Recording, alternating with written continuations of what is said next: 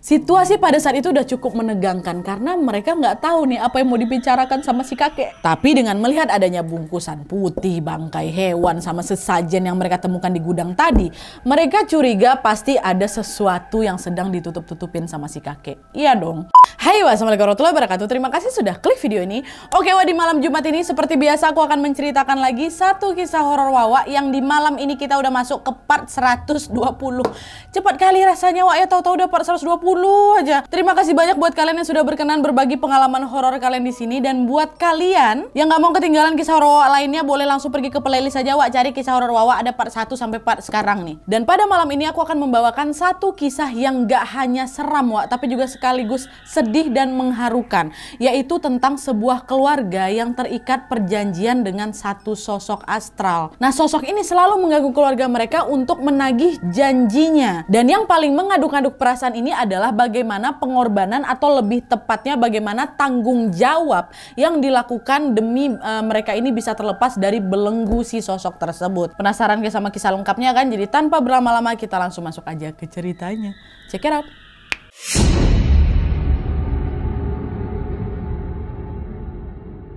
Oke Wak, jadi kisah yang akan aku bawakan malam ini dikirim sama Wawa aku yang kita sebut aja namanya Dinda dari Pulau Jawa.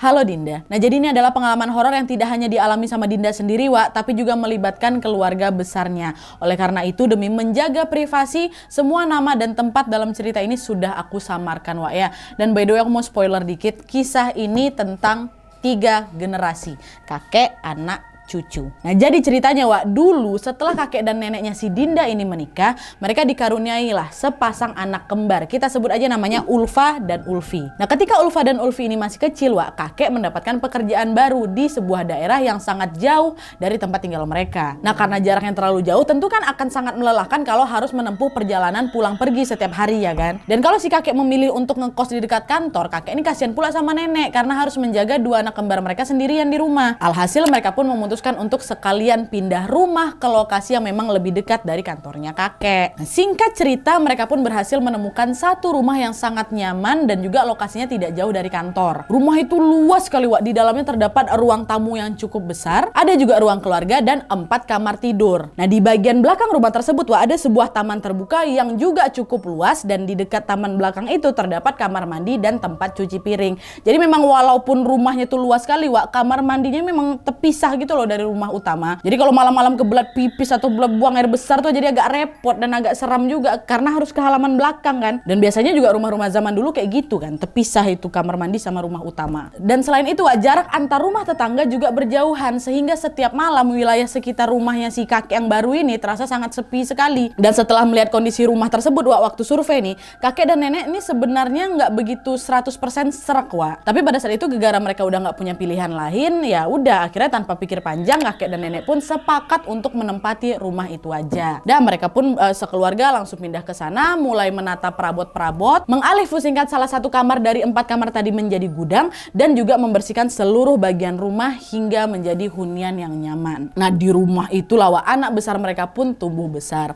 Tahun demi tahun berlalu, tanpa terasa Ulfa sama Ulfi si kembar ini udah dewasa. Satu persatu dari mereka pun mulai menemukan jodohnya dan menikah. Setelah menikah Wak, Ulfa pindah rumah nih dan pergi merantau bersama suaminya. Dan gak lama kemudian gantian pula Ulfi yang menikah. Tapi waktu itu setelah menikah, Ulfi gak pindah dari rumah Wak, macam si Ulfa tadi. Ulfi dan suaminya memilih untuk ikut tinggal bersama kakek dan nenek di rumah yang sama yang telah mereka tempati sejak kecil dulu. Semenjak itu Ulfa dan Ulfi pun menjalani kehidupan pernikahan mereka dengan sangat bahagia. Tapi sayangnya, kebahagiaan mereka terasa kurang lengkap Wak, gegara mereka ini belum dikaruniai anak. Entah karena alasan apa, yang jelas pada saat itu Ulfa dan Ulfi sama-sama kesulitan memiliki keturunan. Meski sering khawatir Wak, mereka selalu mencoba untuk berpikir positif. Udah sabar, ikhtiar, mungkin memang belum waktunya aja. Dan ternyata betul Wak, tidak lama kemudian Ulfi dinyatakan positif hamil. Nah, 9 bulan kemudian lahirlah anak Ulfi perempuan. Dikasih nama siapa? Dinda. Wow, ngirim cerita ini ya. Dan FYI Wak, Dinda ini manggil orang tuanya dengan sebutan bunda dan ayah. Jadi selanjutnya kita sebut tokoh-tokoh yang ada di cerita ini dengan panggilan yang sama kayak di si Dinda aja Wak ya. Ingat baik-baik, berarti ada siapa? Ada bunda, bunda Ulfi, ada ayah, kakek, nenek, sama tante Ulfa. Ya, nah dan lanjut lagi nih. Nah terus Wak, ketika si Dinda berusia 1 tahun, terjadilah satu peristiwa yang membuat keluarga mereka ini gempar. Kalian tahu, pada saat itu ceritanya si Dinda ini lagi tidur di kamar yang biasanya dipakai kakek untuk istirahat. Awalnya semua baik-baik aja Wak, tapi tiba-tiba entah kenapa Dinda ini mendadak kejang-kejang. Bahkan pada saat itu kedua bola matanya si Dinda ini sampai putih total. Mengetahui hal tersebut, sontak Bunda Ulfi pun teriak, "Astagfirullahaladzim, anakku Dinda, aku kenapa nak?" Nah mendengar teriakan Bunda, seketika ayah, kakek, dan nenek pun langsung tuh berlari masuk ke kamar si kakek ini. Dengan panik, ayah dan nenek berusaha langsung menyadarkan Dinda, tapi gara-gara kondisi Dinda ini tidak kunjung membaik juga, mereka pun langsung melarikan si Dinda ke rumah sakit Wak. Kondisi pada saat itu betul-betul menegangkan, mereka takut nih si Dinda kenapa-napa ya kan. Nah tapi anehnya kalian nggak? Di tengah situasi yang tidak karu-karuan itu ada satu orang yang hanya bisa berdiri terpaku tanpa melakukan apa-apa. Siapa? Kakek. Dia masih kakek, nggak ada panik-paniknya, dia ditengoknya ya sucu ya. Kok kakek diam aja, nah dia tahan dulu. Nah dia tuh kan Wak, singkat cerita 2 hari kemudian kondisi si Dinda ini sudah mulai membaik dan boleh pulang dari rumah sakit. Tapi sayangnya Wak, masalahnya ternyata nggak selesai sampai di situ aja. Sejak kepulangan si Dinda dari rumah sakit ini, hal-hal aneh pun mulai terjadi di rumah mereka. Ada banyak sekali kejadian di luar nalar yang mulai meneror mereka nih Wak. Misalnya aja nih ya, nggak cuma sekali 2 kali mereka mendapati dapur mereka tuh tiba-tiba berantakan pada malam hari Wak. Dan selain itu juga hawa kamar mandi juga sering mendadak terasa sangat panas setiap sore. Panasnya itu pun panas beda Wak. Dan kejadian-kejadian aneh itu, dapur berantakan, apa hawa jadi panas kayak gitu, itu berlangsung bertahun-tahun Wak ya. Gak cuma sehari 2 hari, bertahun-tahun. Nah sampailah pada suatu hari Wak, ketika si Dinda ini berusia 6 tahun, Bunda Ulfi membelikan seekor kelinci untuk dia supaya bisa main-main lagi tuh di rumah kan. Nah pada saat si Dinda ini sedang menyiapkan kandang untuk kelinci di halaman belakangnya Wak, lagi-lagi terjadi peristiwa yang sangat janggal. Kalian tahu, pada saat itu kelinci peliharaan si Dinda ini mendadak lenyap entah kemana, dan tempat awal di mana kelinci itu berada sebelum dimasukin dalam kandang Wak, di tempat itu hanya ada terlihat bercak-bercak darah. Jadi cuman darahnya aja, badan kelinci yang nggak ada. Nah ngelihat hal itu sontak si Dinda yang masih kecil ini jadi nangis jadi-jadinya kan. "Wah, kelinci aku hilang Wak, mana kelinci aku?" katanya. Tapi meskipun hal itu sangat membuat Dinda sedih Wak, mereka hanya bisa berusaha untuk mengabaikan kejadian aneh tersebut. Saking udah seringnya terjadi hal aneh di rumah mereka gitu loh Wak. Dan tidak lama sejak hilangnya kelinci milik si Dinda ini Wak, kakek dan nenek mendapatkan kabar bahagia dari Tante Ulfa, kembarannya Bunda Ulfi yang merantau sama suaminya itu loh. Melalui kabar tersebut, Tante Ulfa memberitahu bahwa dia baru saja melahirkan anak pertamanya yang berjenis kelamin laki-laki. Sebut aja lah nama cucunya ini Dio ya. Kabar itu pun disambut dengan penuh sukacita. Akhirnya setelah bertahun-tahun Tante Ulfa dan suaminya berusaha memiliki anak, keinginan itu pun dapat terwujud. Dan di momen itu lengkap sudah nih cucu kakek sama nenek. Satu ada perempuan, siapa? Dinda. Satu lagi ada laki-laki, Dio. Satu dari Bunda Ulfi, satu dari Tante Ulfa ya. Nah tapi sayangnya Wak, kebahagiaan yang dirasakan oleh Tante Ulfa berkat kelahiran Dio itu juga mulai terganggu. Kenapa? Karena ternyata si Dio ini juga mengalami hal yang sama persis seperti yang dialami sama si Dinda dulu. Jadi ceritanya Wak, pada saat si Dio ini berusia 4 tahun, mendadak si Dio juga ikutan kejang-kejang dan matanya juga ikutan putih total tuh loh. Sama kayak hal yang dialami sama si Dinda dulu kan. Dan beberapa hari kemudian setelah berobat, alhamdulillah Dio ini sembuh Wak.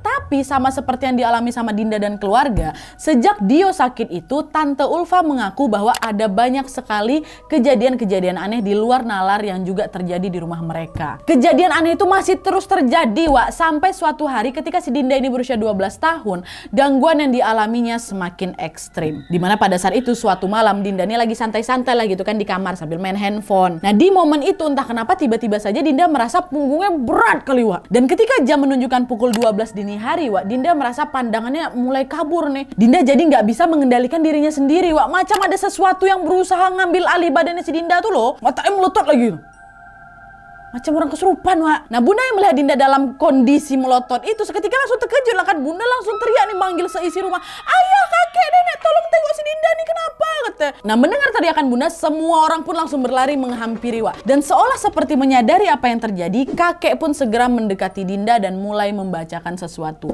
Entah apa yang dibacain kakek waktu itu, Nadia entah macam doa pemantra lah gitu. Tapi yang jelas tepat ketika kakek sedang merapalkan sesuatu itu, tiba-tiba Dinda mengucapkan kalimat yang sangat mencengangkan.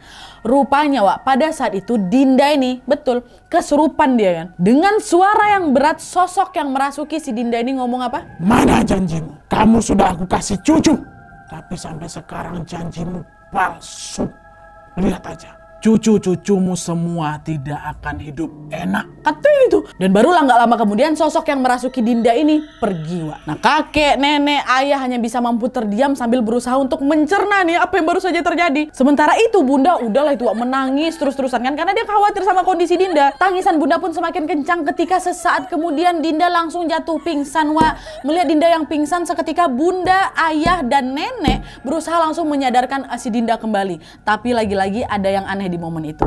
Masih nggak kalian kan? Di momen itu kakek justru memilih apa? Pergi dia lari masuk ke kamarnya, langsung dikunci pintu semalaman di dalam kamar. Kenapa sih kakek? Dengarlah dulu. Nah, sejak kejadian Dinda kesurupan itu, hari-hari pun berlalu seperti biasanya. Sampailah pada suatu hari liburan sekolah si Dinda pun tiba. Nah, karena pada saat itu kakek udah nggak kerja dan ayah juga kebetulan lagi libur, mereka sekeluarga pun memutuskan untuk bergotong royong membersihkan rumah yang besar sehohah tadi tuh. Mereka bagi-bagi tugas lah kan, Wak, dan Dinda ini mendapatkan jatah untuk membersihkan gudang. Masih ingat kalian kan, salah satu dari 4 kamar itu kan dijadikan gudang. Nah, Dinda disuruh bersihkan ini. Nah, pas si Dinda ini lagi bersih-bersihin gudang, Wak, dia menemukan sesuatu yang mencurigakan di sana. Di dalam gudang itu tersimpan sebuah lemari tua. Dan sebenarnya Dinda tahu lemari itu nggak boleh dibuka oleh siapapun. Kakek yang ngelarang, Wak. Tapi karena si Dinda penasaran kan nekat dibuka lemari itu. Dan kalian tahu pada saat lemari itu dibuka, Wak, disitulah Dinda melihat ada bungkusan kain putih, sesajen yang sudah mengering,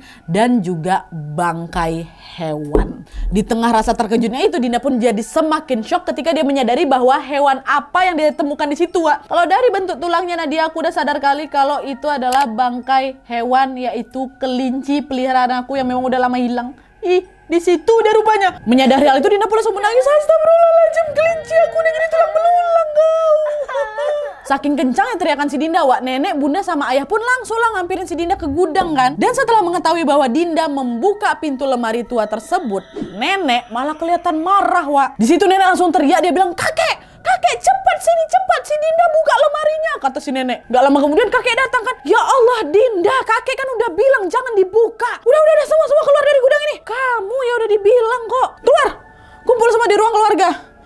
Ada yang mau kakek sampaikan? Nah, singkat cerita, Wak, mereka semua pun udah berkumpul nih kan di ruang keluarga sesuai sama instruksi kakek. Situasi pada saat itu udah cukup menegangkan karena mereka nggak tahu nih apa yang mau dibicarakan sama si kakek. Tapi dengan melihat adanya bungkusan putih, bangkai hewan, sama sesajen yang mereka temukan di gudang tadi, mereka curiga pasti ada sesuatu yang sedang ditutup-tutupin sama si kakek. Iya dong. Dan betul aja, Wak, nggak lama kemudian kecurigaan mereka pun akhirnya terjawab. Di momen itulah kakek pun menceritakan semuanya, sesuatu yang langsung membuat mereka kaget sekaget-kagetnya. Di situ kakek bilang, ada sesuatu yang harus kalian tahu dan kakek nggak bisa tutupin lagi. Ada apa, kek? Apa yang lagi kakek tutupi nih? Dengan nafas yang berat, kakek pun langsung melanjutkan lagi ceritanya. Ingat kan kalian, dulu setelah kalian menikah, Ulfa sama Ulfi ini susah punya anak. Kakek khawatir nggak sempat menggendong cucu kalau kalian belum juga punya anak. Karena itulah, kakek berusaha membantu agar kalian punya keturunan. Membantu gimana nih, Pak? Apa yang udah Papa buat? Maafin Papa ya, Nak. Waktu itu Papa bikin perjanjian dengan genderuwo. Kata si kakek, Wak. Hah? Genderuwo? Kata mereka pada terkejut lah. Perjanjian sama genderuwo gimana nih maksudnya, kek? Sosok itu sudah janji akan membantu kalian punya anak. Tapi sebagai gantinya dia minta kakek untuk menyerahkan anak pertama dari masing-masing kalian. Dulu kakek ngira syarat itu nggak begitu berat, jadi ya udah kakek iyain aja. Tapi setelah cucu-cucu kakek lahir, kakek jadi nggak tega. Itulah kenapa sampai sekarang kakek juga belum bisa menepati perjanjian kami dulu. Astagfirullahaladzim, Papa. Astagfirullahaladzim, kek. Jadi gangguan yang selama ini kita alami, termasuk yang dialami sama keluarganya Ulfa, itu gara-gara ulah si genderuwo itu. Iya betul, Nak. Genderuwo itu datang buat menagih janji kakek. Kakek nggak rela cucu kakek diambil. Udahlah, lebih baik sekarang kita pindah rumah aja biar lebih aman, kata si kakek, Wak. Nah, di momen itu setelah mendengar penjelasan dari kakek, mereka pun langsung menangis jadi-jadinya. Termasuk si Dinda. Dinda terus segugukan lah karena dia nggak tahu gimana nasib aku selanjutnya nanti. Nadia, entah aku selamat apa tidak. Bisa lepas ke aku atau aku betul-betul bisa dibawa pergi sama si genderuwo itu. Nah adalah tuh kan Wak, singkat cerita mereka semua pun akhirnya pindah rumah. Kakek sama nenek ikutan pindah nih. Ayah waktu itu berhasil menemukan satu rumah yang dekat dari kantornya dan juga dekat dari sekolahnya Dinda. Tanpa menunggu waktu yang lama mereka pun langsung itu kan menempati rumah baru tersebut. Dan alhamdulillahnya Wak, sejak mereka pindah ini kejadian-kejadian aneh tuh berhenti pula tuh. Semua berjalan baik-baik saja. Sampai akhirnya beberapa bulan kemudian mereka mendapatkan kabar buruk dari Tante Ulfa. Bisa kalian tebak? Pada saat itu tiba-tiba saja Tante Ulfa menelpon nenek dengan nada panik sambil menangis sesenggukan. Tante Ulfa berkata, "Nek, Dio, Nek. Dio, kenapa nak? Kenapa kau nangis? Kenapa? Dio sakit?" "Bukan, Nek, Dio bukan sakit." "Atus kenapa?"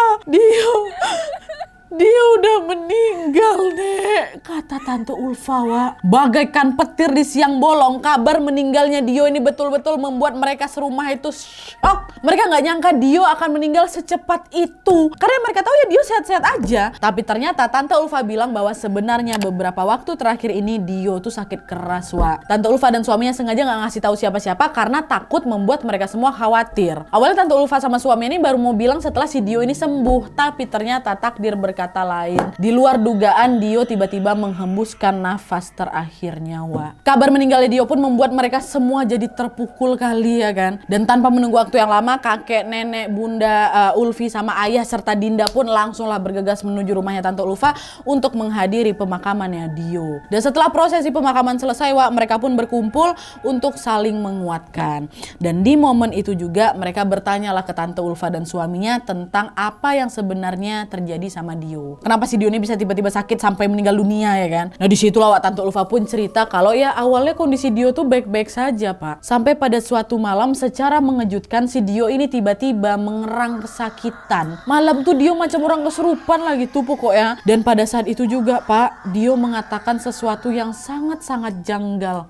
Bilang apa dia, Wak? Wak pula, Ulfa. Dio bilang, Tak ambil anakmu, bapakmu tidak menepati janjinya denganku. Waktu itu Ulfa cuma ngira ya itu cuma ucapan khayalan si Dio aja, Pak. Tapi entah kenapa ya sejak kejadian itu tiba-tiba Dio ini jadi sering jatuh sakit. Sampai inilah dia meninggal dunia, kata Tante Ulfa, Wak. Nah pada saat Tante Ulfa dan suaminya menceritakan kondisi Dio, seketika bunda, ayah, nenek langsung menataplah ke arah si kakek. Nah Tante Ulfa yang nggak tahu apa-apa aja ya jadi nanya lah kan, kenapa, ada apa? Kenapa kalian semua pada ngeliatin kakek? Nah melihat Tante Ulfa yang kebingungan, mereka pun semua langsung bilang, "Ulfa juga harus tahu, kek. Ceritakan aja lah." "Hah? Harus tahu apa nih? Kenapa nih, weh? Ada apa nih, Pak? Papa, ada apa sebenarnya?" Dan di momen itu lagi-lagi dengan nafas berat kakek pun bercerita. Di hadapan Tante Ulfa dan suaminya, kakek kembali menceritakan tentang perjanjian yang pernah dia buat dengan sosok genderuwo. Dimana dulu kakek pernah minta tolong kepada sosok tersebut untuk memberi anak-anaknya ini cucu. Cucu anak. Kakek ceritain tuh dari awal gini, semua diceritain. Dan setelah kakek menyelesaikan ceritanya, sontak kesedihan yang mereka rasakan pun makin gak bisa kebendung lagi, Wak. Tante Ulfa sama suaminya langsung menangis sejadi-jadinya. Mereka kaget ternyata bapaknya atau ayah mertua mereka ini sudah melakukan hal seperti itu demi supaya mereka punya anak. Tapi Wak, meskipun meninggalnya Dio sangat membuat mereka terpukul, mereka tetap berusaha untuk kuat dan ikhlas.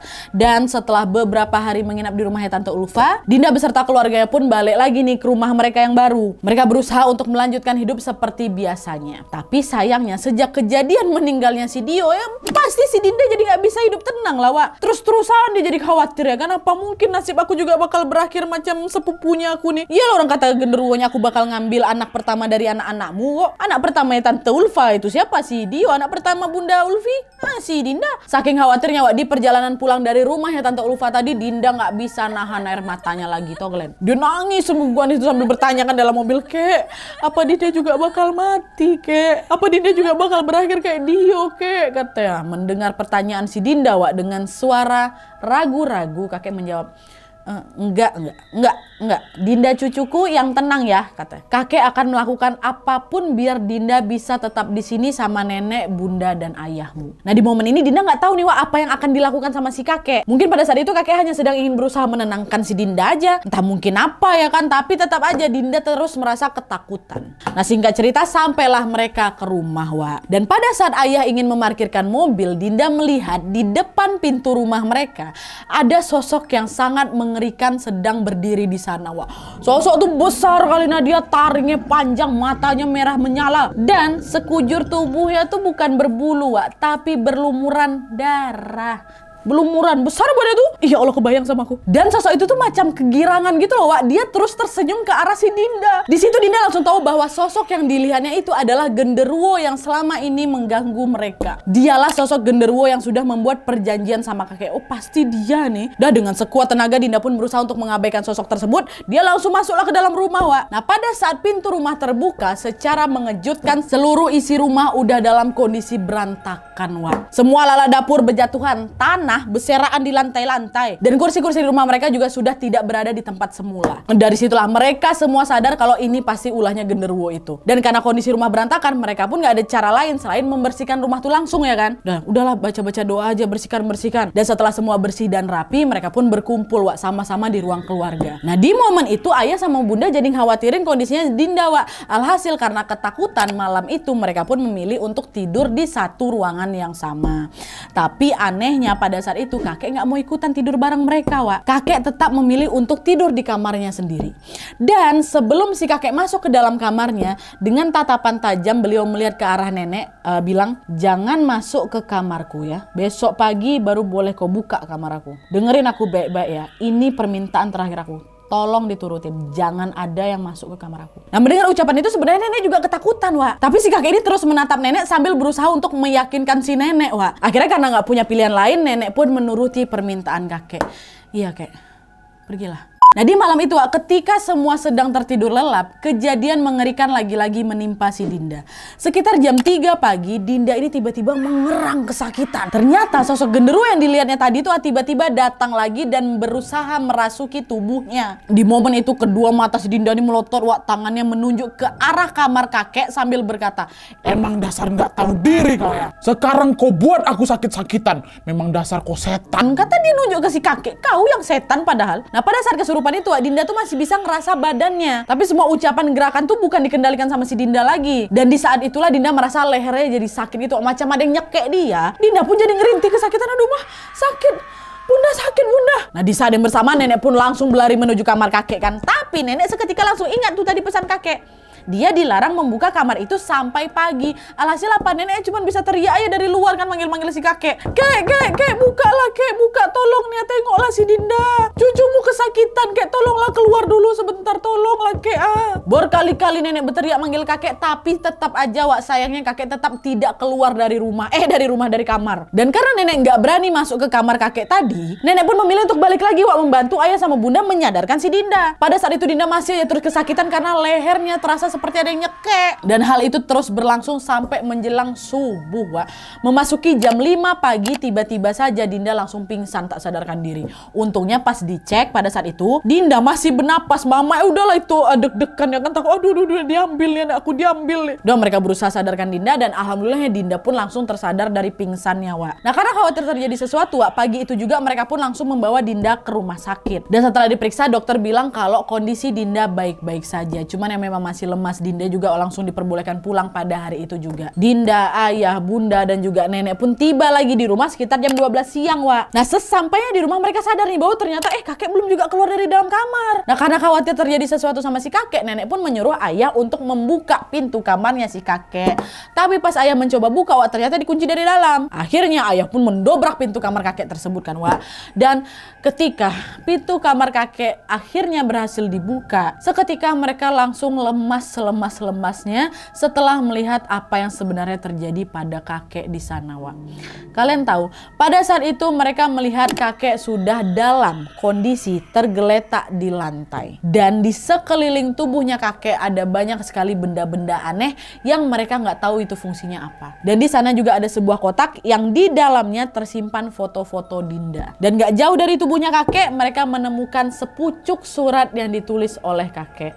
Di dalam surat tersebut kakek berkata, aduh sedih deh. Maaf, Ini semua salahku.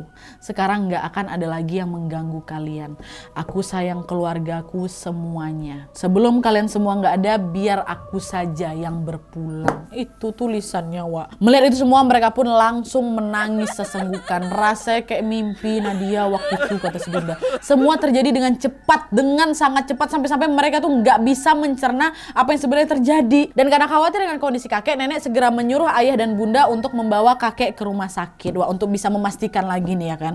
Tapi sayangnya seperti yang bisa kalian duga, di momen itu kakek sudah tiada. Kakek pergi menyerahkan nyawanya agar keluarga mereka tidak lagi diganggu. Kakek sangat menyayangi keluarganya, Wak, dan karena itulah kakek ingin mereka ini bisa melanjutkan hidup dengan tenang gitu. Aduh, sedih ya, astagfirullahaladzim. Oke, Wak, jadi itu tadilah pengalaman mistis yang dialami oleh Dinda dan keluarganya. Jujur kali cerita ini betul-betul bikin aku, ya Allah, heartbreaking.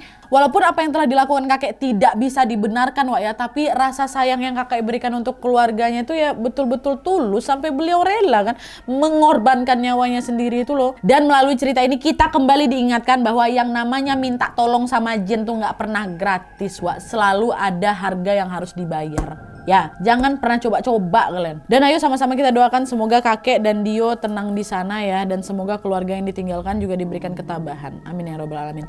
Kata Dinda, Wak, alhamdulillahnya sekarang Dinda dan keluarganya juga sudah bisa mengikhlaskan semua kejadian itu. Gangguan yang semula menghantui mereka juga sudah tidak terjadi lagi. Dan ayo kita doakan juga semoga Dinda dan keluarganya selalu dalam lindungan Allah Subhanahu wa taala. Amin ya robbal alamin. Oke, Wak, jadi sekian dulu videonya. Terima kasih banyak yang sudah menonton. Kalau kalian suka video ini, klik like-nya. Jangan lupa komen di bawah untuk ide dan saran-saran untuk video selanjutnya. Jangan lupa nyalain notifikasinya supaya kalian tahu kalau aku upload video baru, and as always jangan lupa untuk klik tombol subscribe supaya kalian sama-sama tahu informasi menarik dan menegangkan dari channel aku. See you next video, Wak. Bye.